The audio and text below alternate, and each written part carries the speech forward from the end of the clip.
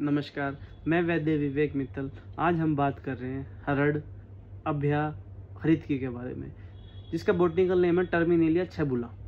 इसके बारे में आचार्य लिखते हैं कि हरितकी मनुष्यानां मातैव हितकारिणी। हरितकी जो है मनुष्य के लिए माता की तरह हितकारी है। कदाचित कुप्यति माता न उदरोसता हरितकी। कदाचित माता कुपित हो सकती है, लेकिन उदर में गई हुई हरितकी कुपित नहीं हो सकती। ये पंच रस युक्त है, अलवणा, उष्ण वीर्य है। उष्ण वीर्य होने के बाद भी ये पित्त को प्रकुपित नहीं करती, क्योंकि ये कार्य करती है प्रभाव भेद से। इसके बाद आचार्य भाव प्रकाश इसके बारे में लिखते हैं, यदि हम इसका सेवन खाने से पूर्व करते हैं तो ये हमारी बुद्धि और हमारी इंद्रियों को बल देती है। यदि इसका सेवन हम खाने के पश्चात करते हैं तो ये तीनों दोषों का शमन करती है। आचार्य भाव प्रकाश कहते हैं, यदि किसी का कफ वृद्धि है तो कफ वृद्धि में इसका सेवन हम लवण के साथ कर सकते हैं। यदि किसी की पित्त वृद्धि है तो इसका सेवन हम शर्करा के साथ किया जा सकता है, और यदि किसी का वात प्रकोपित है तो इसका सेवन घृत के साथ किया जा सकता है। आचार्य भाव प्रकाश लिखते हैं कि यदि इसका सेवन गुड़ के साथ किया जाए तो ये सर्व रोग नाशक है, सभी रोगों का नाश करती है।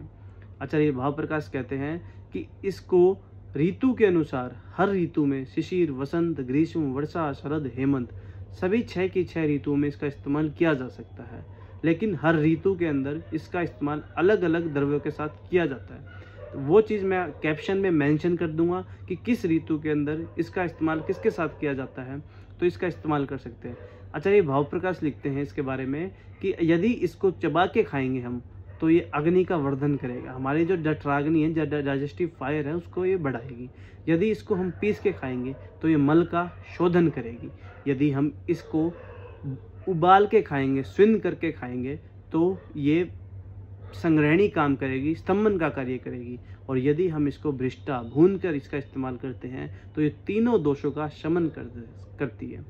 ऐसा अद्भुत है हमारा आयुर्वेद।